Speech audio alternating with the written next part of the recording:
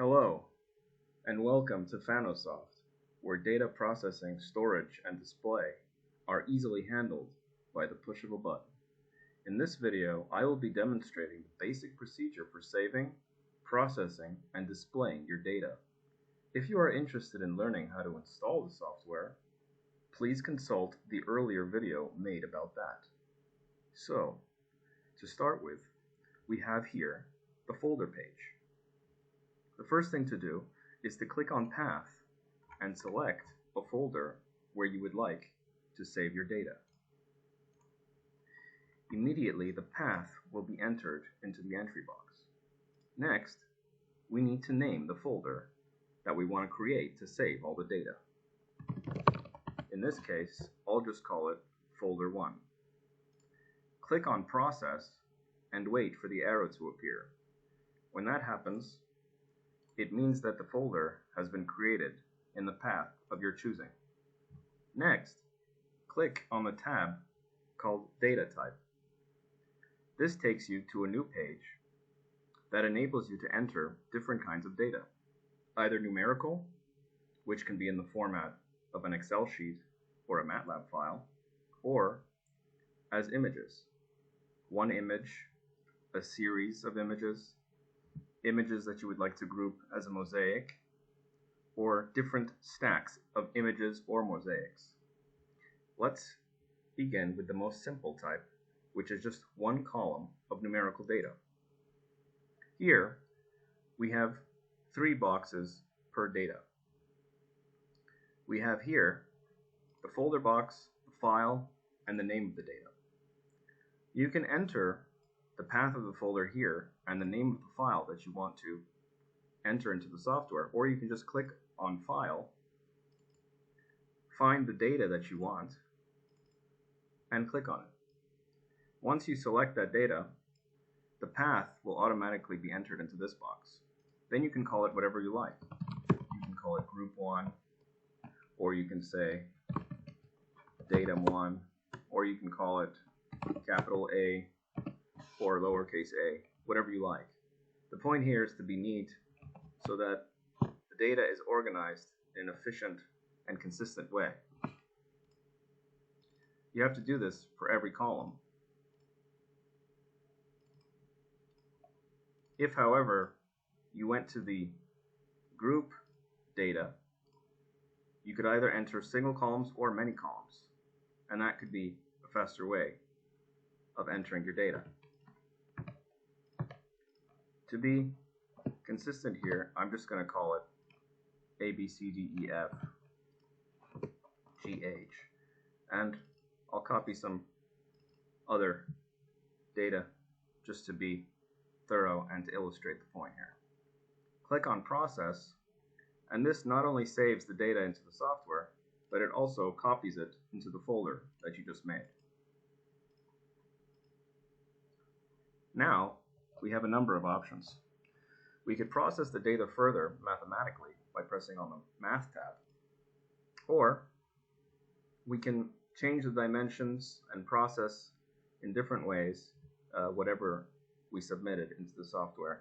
We can do dimension reduction using PCA, we can crop it, or we can concatenate it differently. But for now, let's just go to the Figures page and see how we can display the data. Now on the figure page, you'll see that there are rows on the left-hand side. The white rows indicate the data that we submitted into the software. The blue rows are the figures that we're going to generate. The green rows correspond to the processing that we would have done in the process page, and the orange tabs here correspond to the mathematical processing that we would have generated in the math page. So now that we have all of this data, we can display it in a number of ways. We can do it with line graphs, with histograms, box and whiskers, and so on. Let's just start with a line graph.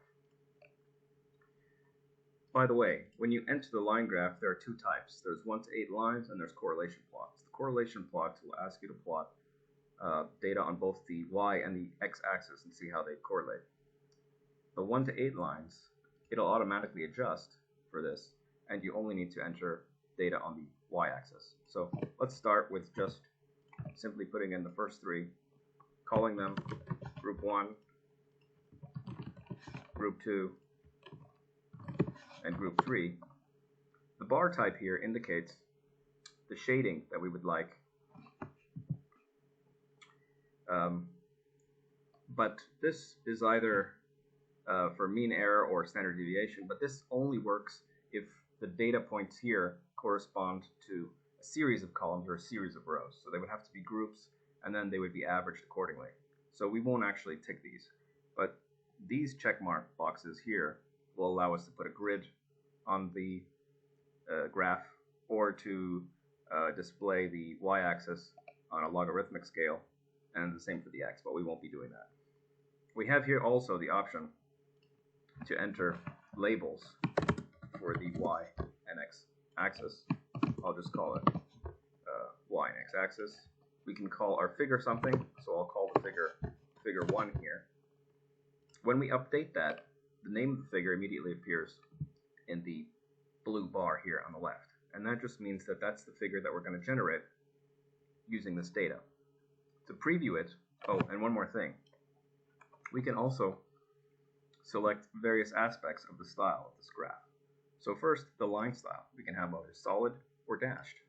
Color can be a number of different themes. The stat style would only be chosen if the data that you entered corresponded to a group of columns or a group of rows, as discussed earlier. Symbols here can be circles, diamonds, squares, or varied. And the legend position typically is in bottom right, but you can change that if you'd like. To preview the figure before generating it, click on Preview. MATLAB will immediately generate a figure corresponding to the data that you have. So as you can see here, we have 3 rows of data that's being displayed as line graphs. Now in order to save this, we click Submit. Once you do this, a PowerPoint figure is created, and all of this is saved in your folder. A MATLAB figure, a JPEG figure, and the PowerPoint that you just created. This allows you easy handling later on when you're trying to put together an article. Now, let's try using the same data for a different type of figure. Here we have the histogram page.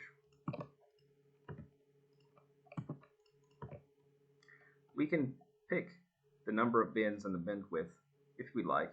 We can also change the y and x axis. The themes are all the same, but in this case, we can either choose to show the data as bars or as various symbols. I'm going to pick the traditional bars here. In this case, I'll call the figure figure 2. We update it, and we see it in the left on the blue bars. Preview the image, and here we have a histogram of 2 data types shown together here. If we want to save it, we just have to click Submit.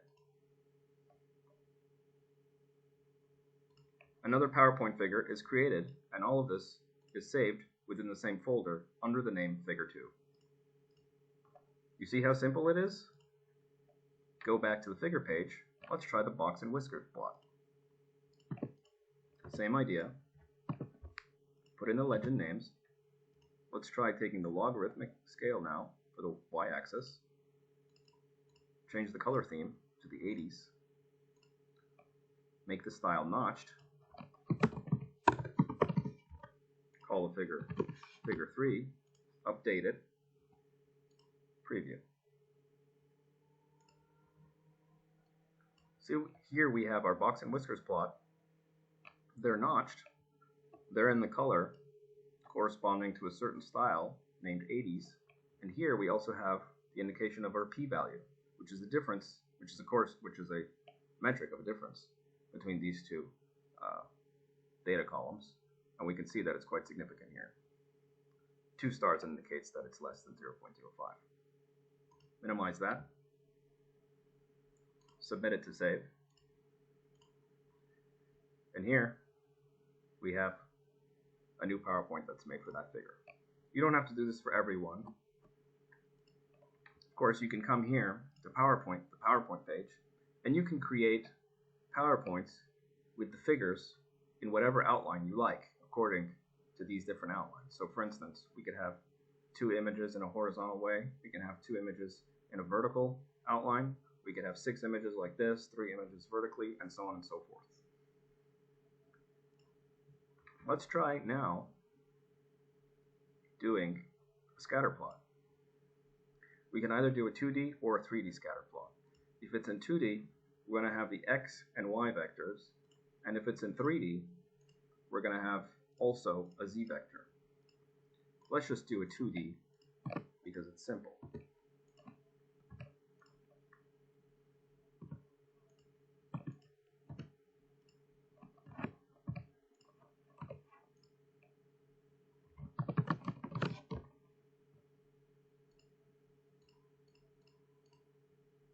Here we can have decision boundaries that are either linear or quadratic and have different styles, either planes or volumes or shading. So I'll just take the simplest one here, update it. Okay. As you can see here, it generated an error, which means that the data that we entered is not actually adequate for a scatter plot, meaning that these vectors do not correspond with one another. So that's just something that's limited by the data itself, but does not indicate whether or not the page is working correctly.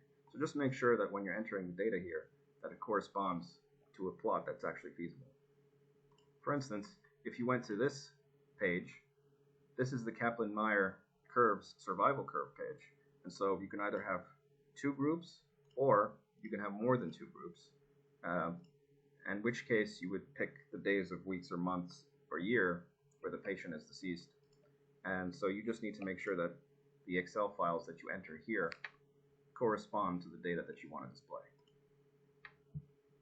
So that was just a quick introduction to the software. Please let me know if you have any questions, and stay tuned for the next video for more advanced modules. Thanks again, and enjoy Fanosoft.